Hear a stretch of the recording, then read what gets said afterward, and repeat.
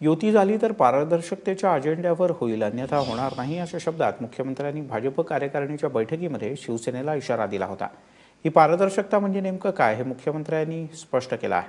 विले पार्ले इथल्या मॅजेस्टिक गप्पांच्या कार्यक्रमात ते बोलत होते. पक्ष सगळे चालतात, पक्ष पैसा जमा करतात, त्याच्या पद्धती आहेत. पण एक गोष्ट निश्चित आहे की तुम्हाला जर पारदर्शिता आणायची असेल, ट्रान्सपरन्सी आणायची असेल, तर महानगरपालिका हे जर पैसा जमा करायचं साधन तुम्ही हातामध्ये घेतलं तर तुम्ही कधीच ती ट्रान्सपरन्सी आणू शकत नाही.